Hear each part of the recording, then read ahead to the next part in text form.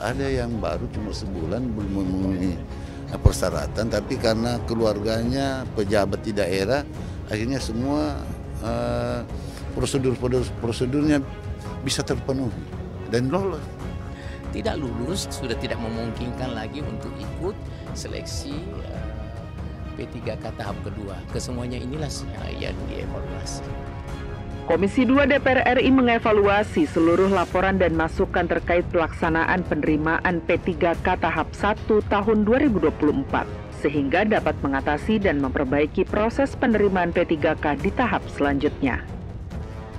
Anggota Komisi 2 DPR RI Rusda Mahmud menilai salah satu masalah dalam penerimaan P3K tahap 1 adalah persyaratan masa kerja yang tidak dipatuhi oleh oknum pejabat, sehingga merugikan pelamar P3K yang sudah memenuhi syarat masa kerja dan sudah mengabdi dalam waktu yang cukup lama.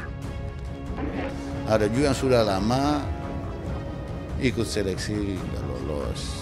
Terus ada yang baru cuma sebulan belum memenuhi persyaratan, tapi karena keluarganya pejabat di daerah, akhirnya semua prosedurnya bisa terpenuhi dan lolos. Nah, ini yang menjadi evaluasi kita bersama. Nanti akan dibawa ke Komisi 2 untuk dibicarakan, ya. Komisi 2 DPR RI bersama pemerintah akan membahas opsi untuk memberikan kesempatan kepada para peserta seleksi CPNS yang tidak lolos agar dapat mengikuti seleksi P3K tahap selanjutnya.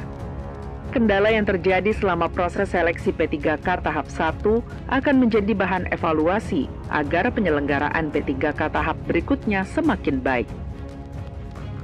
Nah, ini juga ada beberapa permasalahan. Salah satu diantaranya adalah yang pernah ikut CPNS tidak lulus, sudah tidak memungkinkan lagi untuk ikut seleksi P3K tahap kedua. Kesemuanya inilah yang dievaluasi. Ya.